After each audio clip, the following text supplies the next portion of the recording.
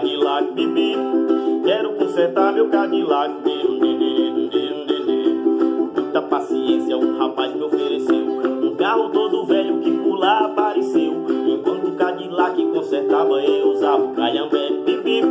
Quero buzinar meu calhambé. Bom dia, meus amados alunos do 6º ano da Escola Promove. Como estão vocês?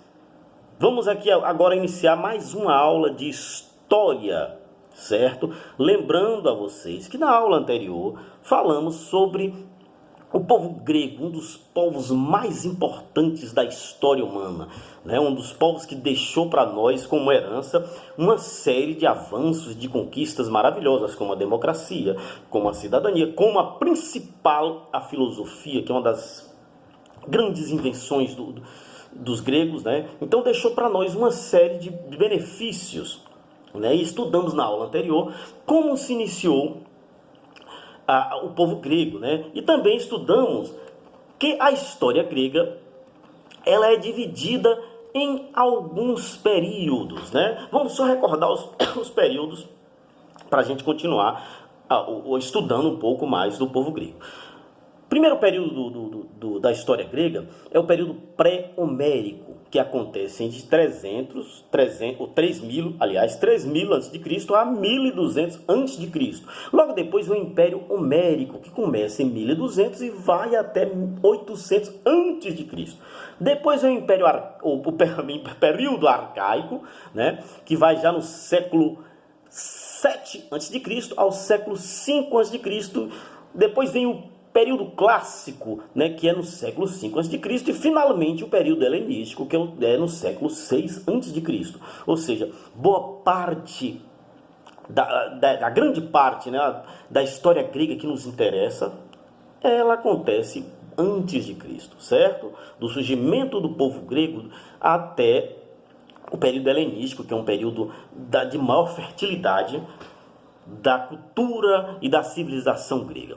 Muito bem, meus amados, lembrado isso, né, que a gente viu na aula passada, a gente vai agora dar início à nossa aula, continuar estudando um pouco mais sobre o povo grego. Muito bem, praticamente o povo grego iniciou-se com 3 povos que migraram das suas regiões para aquela região onde se formou a cultura grega, o povo grego, etc. e tal, né? Pois é, os 3 povos são os aqueus, os jônios e os eólios, que cada um, a seu tempo, deu a contribuição para a formação da civilização grega, certo? Esses povos eram povos indo-europeus, foram para a Península Balcânica a partir mais ou menos de 2000 a.C., né? Os primeiros a chegar foram os aqueus.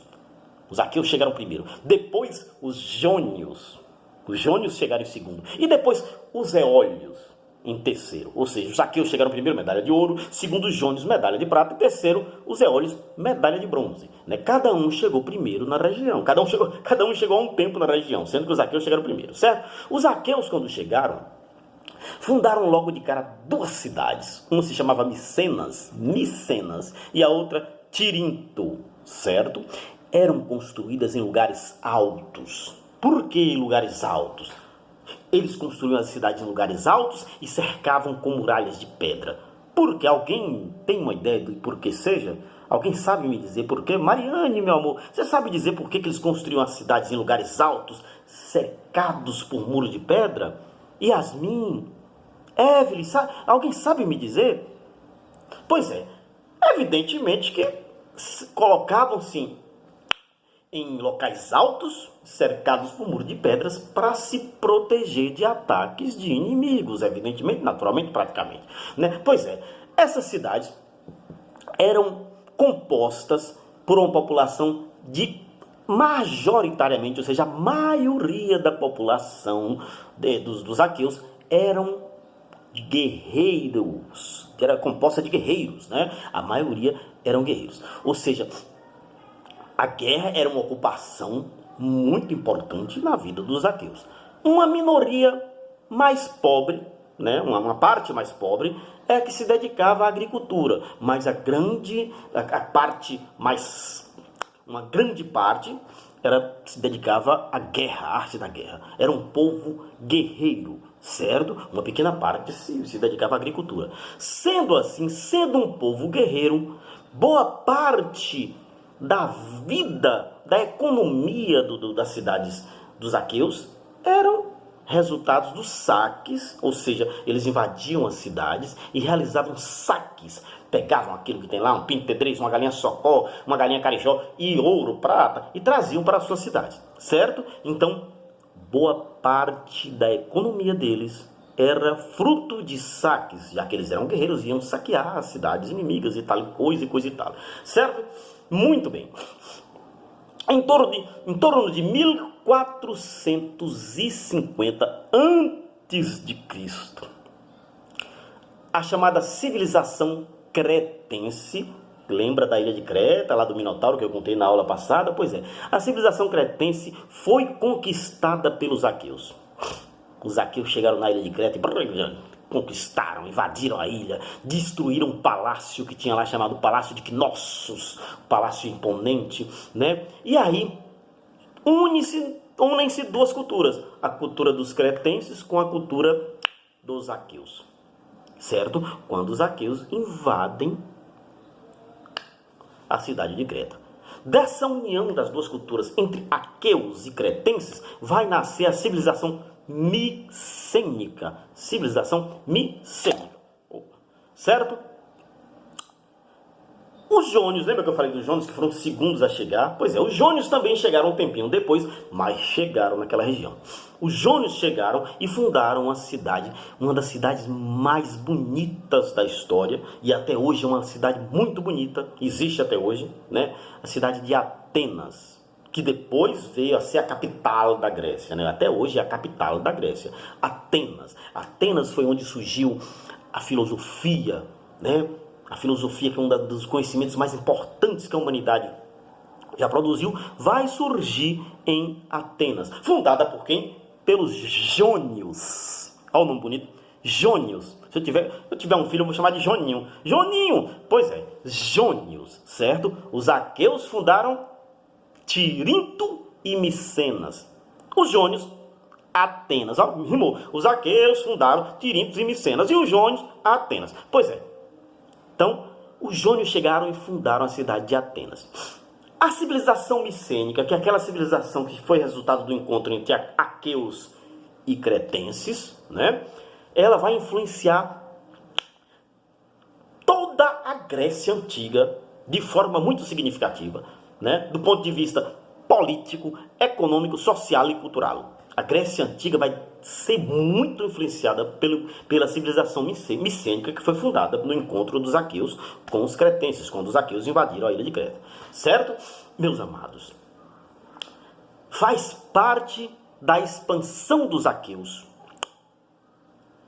a lendária Guerra de Troia. A Guerra de Troia ocorreu em 1200 a.C. E ela está retratada, como eu falei na aula anterior, está retratada no livro do poeta Homero. Homero era um poeta cego que escreveu um livro chamado Ilíada e outro chamado Odisseia. No livro Odisseia, o segundo livro, ele conta a volta do herói Ulisses para a sua casa na ilha de Ítaca, né? Mas no livro Ilíada ele vai contar a Guerra de Troia, como aconteceu e por que aconteceu e o que resultou da Guerra de Troia, certo? Meus amados, eu vou contar rapidamente aqui a Guerra de Troia, o que aconteceu, o que motivou, né?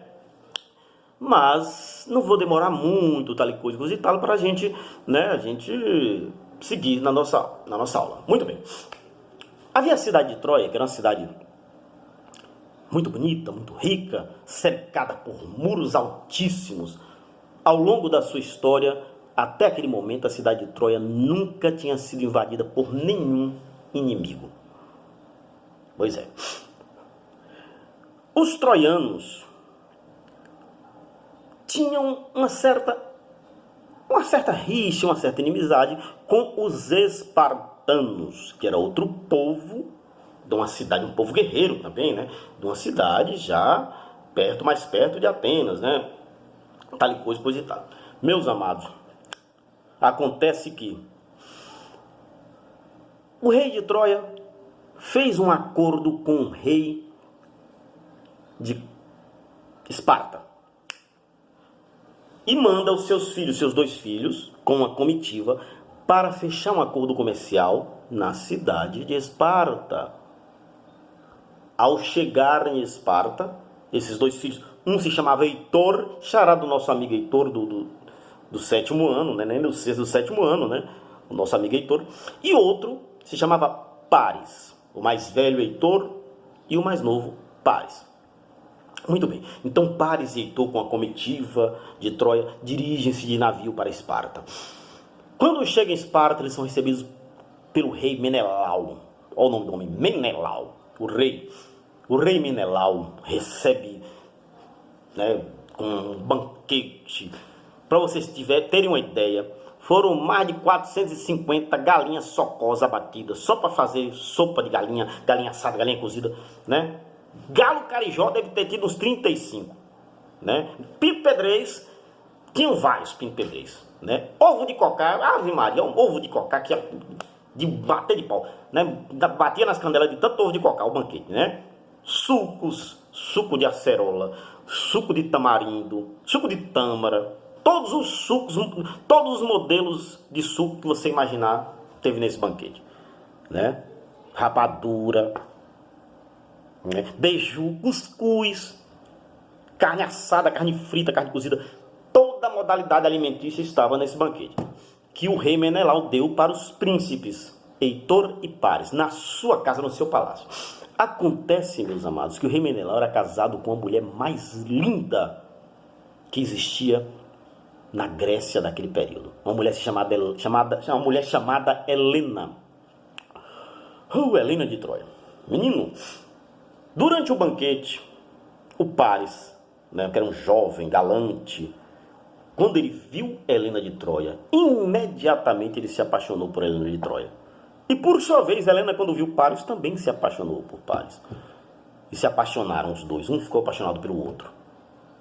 E o rei Menelau estava lá tomando vinho, bebendo, que suco, vinho, essas coisas maravilhosas, né? Só não comia Nutella porque não tinha naquela época, né? Mas, então, estavam lá, né, bebendo que suco, bebendo vinho, bebendo cerveja, bebendo suco de tâmara, de tamarindo e outras coisas mais. O rei Menelau não viu, não percebeu. Eles fecharam um acordo comercial e tal, acordo de paz entre Troia e Esparta. E no outro dia, os príncipes tinham que regressar para a cidade de Troia. Então, tinham que entrar no navio. Entraram no navio e vieram embora. Heitor e Paris e a comitiva de Troia, né? Só que Heitor não sabia. Mas o Paris tinha levado Helena escondido para dentro do navio. Escondido do próprio irmão e do Menelau, o marido de Helena, né? Roubou Helena. Helena quis ir com ele, fugiram, né? E aí foram no navio, o navio balançando. Aí ele no meio do caminho falou assim: olha, meu irmão Heitor, eu tenho algo para te contar. Eu me apaixonei pela rainha Helena e eu trouxe Helena comigo. Aí Heitor ficou assim: o que? Você está maluco? Mas não tinha jeito, né? Já estava lá, não dava para voltar. E aí Heitor falou assim: meu Deus, você agora arranjou uma situação que vai ser difícil a gente reverter, porque o rei Menelau vai querer se vingar e vai atacar Troia. Acontece, meus amados, que o rei Menelau era irmão do rei mais poderoso de toda a Grécia Antiga, que era o rei Agamenon.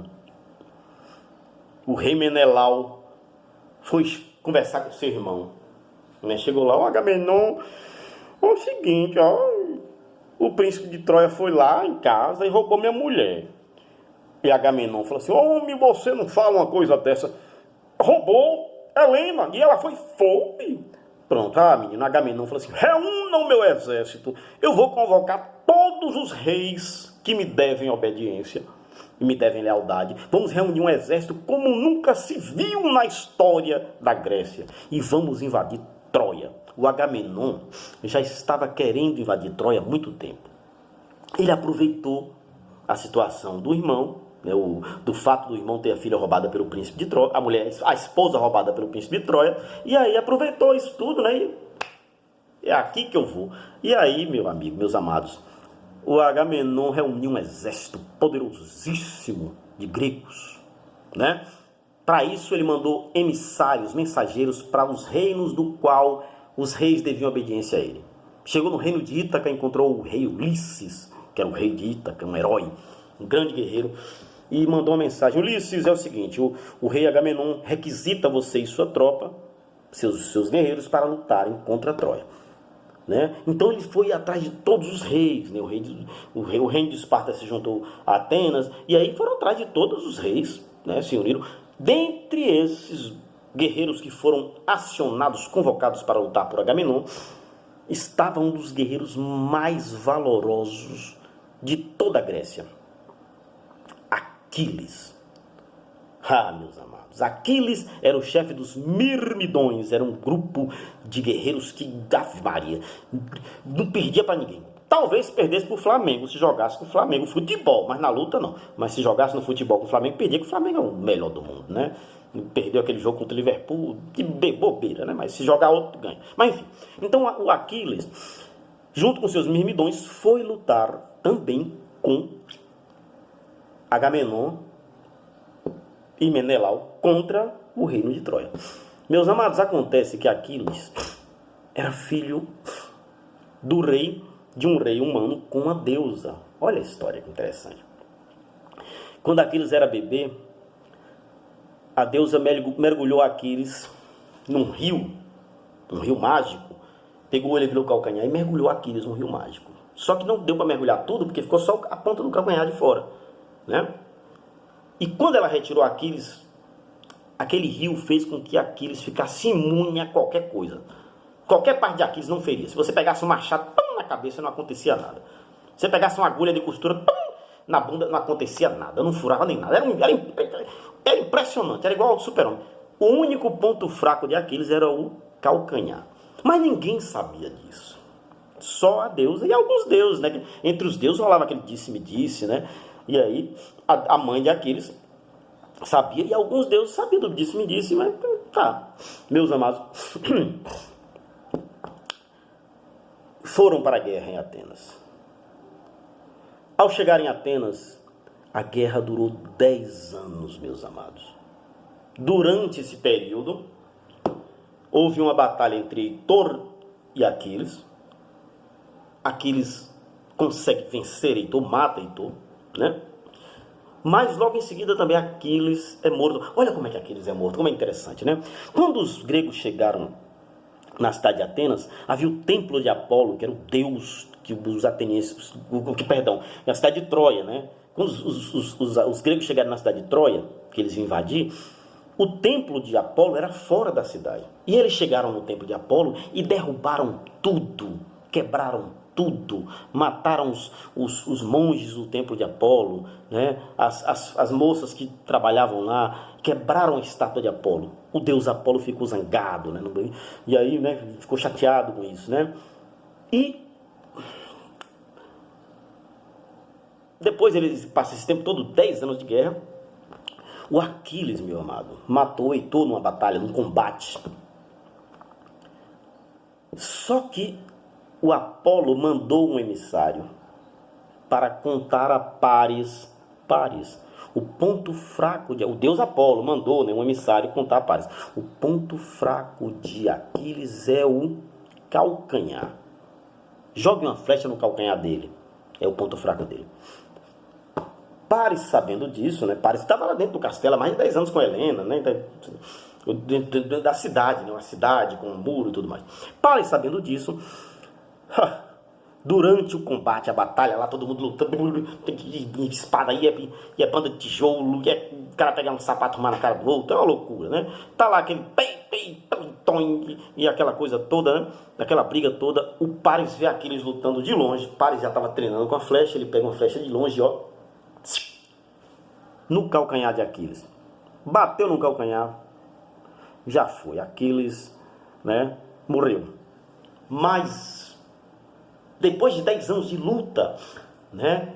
Os troianos não eram vencidos, não conseguiam vencer os troianos, né? E aí o que acontece, meus amados, é que depois de 10 anos de luta, os gregos têm uma ideia. Praticamente Ulisses, né? O Aquiles já estava morto, né? Ulisses teve uma ideia. Chamou o rei Agamenon e falou assim: olha, eu tenho uma ideia para a gente vencer os troianos. Como? Vamos construir um cavalo gigantesco e deixar esse cavalo na porta de Troia. E aí o rei troiano disse: rapaz, você é doido? Construir cavalo para quê? Aí ele falou: não, meu filho, dentro do cavalo, o cavalo é oco, dentro do cavalo colocaremos vários dos nossos guerreiros. E depois, o que acontece? A gente coloca o cavalo na frente, ó, pega os nossos navios e vai embora, vírgula. A gente vai para outro lugar, fica escondido. E aí eles vão ver o cavalo, vão lá atrás do acampamento da gente, vai ver que abandonou, vai achar que a gente ficou com medo. E foi embora, que desistiu. Aí o rei falou assim: mas rapaz, você é muito inteligente. Vamos fazer isso. Fizeram um cavalo gigantesco. E uma bela manhã, eles deixaram aquele cavalo lá na porta da cidade de Troia, nos portões, do portão principal. Os troianos acordaram de manhã e viram aquele cavalo e falaram assim: o que é isso? Eles não sabiam que dentro do cavalo estavam vários guerreiros, né, escondidos. O que é isso? Um cavalo. Que bonito esse cavalo. Mas vamos lá ver onde é que os troianos, eles pegaram um cavalo, foram para a praia. Os cavalos de verdade, né? Não é o cavalo de madeira, não. De verdade. Foram para a praia montados nos seus cavalinhos de verdade. Chegaram lá na praia. Os gregos foram embora. Olha que maravilha, os gregos foram embora. Vencemos a guerra. E aí foram para a cidade comemorar. Pegaram um cavalo, botaram dentro da cidade. E fecharam os portões. E aí foi forró a noite toda, né? E dança para lá e dança para cá. E vinho, e cerveja, e que suco, né? E aí beber, até de madrugada. Quando deu umas 4 horas da manhã e todo mundo dormiu, né? Ainda tinha um daqueles um que sobrou, né, que ficava no meio da madrugada: doente de amor, procurei remédio na vida noturna. Mas aí ela tava bêbado, né, coitadinho. Pois é. Quando todo mundo dormiu, o cavalo, os guerreiros que estavam dentro do cavalo, abriram uma portinhola que tinha na parte, começaram a descer numa corda e abriram os portões. E isso, os gregos já estavam na porta. Entraram, destruíram a cidade. Mataram quase todo mundo. Certo? Fugiram. O príncipe Paris fugiu com Helena, né? A maioria da população morreu, mas algumas pessoas fugiram por uma passagem secreta que tinha, né? Fugiram. Dentre elas, um herói, Enéas, que mais futuramente eu vou falar. Lembre-se o nome: Enéas. Viu? A gente vai falar de Enéas mais adiante. Mas não agora. Pois é. E aí, os gregos venceram finalmente a guerra de Troia. O cavalo de Troia foi o símbolo, foi o artifício, a estratégia que eles usaram para entrar na cidade de Troia. Por isso, meus amados, tem uma expressão muito antiga que fala assim: presente de grego. Olha, fulano ganhou um presente, me deu um presente de grego, ou seja, um presente que não presta, né? Por exemplo, quando a pessoa ganha um presente que não serve para nada, é um presente de grego, né? Igual aquele tipo, no Natal, né? Que alguém chega assim para dar um presente, aí quando vem uma meia, eu tô querendo um Xbox, manhã vem com uma meia, né? Esse é um presente de grego, né? Mas sendo da mãe, meu amado, todo presente que a mãe dá pra gente é maravilhoso, né? Mas aquele tio que dá o presente de grego, uma meia. A mãe me deu uma meia. O que eu quero com uma meia, né? E do Vasco ainda por cima, uma meia do Vasco, que tristeza. Pois é. Então, por isso, a expressão presente de grego, né? Pois é, assim se encerrou a Guerra de Troia, que é contada no livro da Ilíada, né? Pois é, meus amados.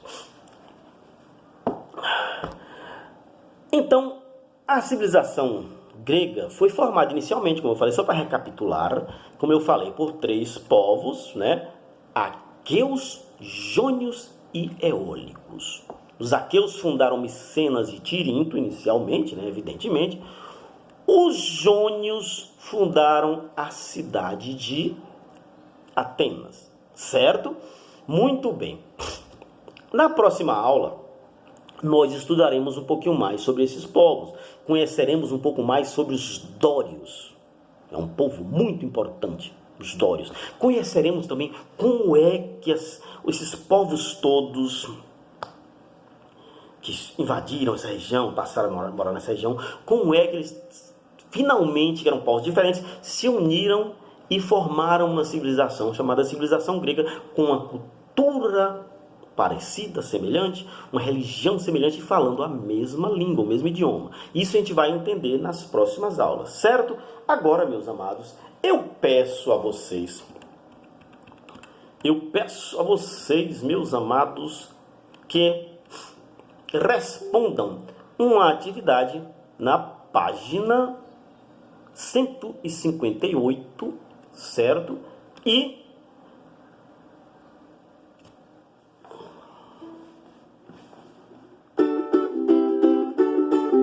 saí da oficina um pouquinho desolado, confesso que estava um pouquinho envergonhado, olhando para o lado com uma cara de malvado. Calhambeque, bibi, buzinei assim meu calhambeque.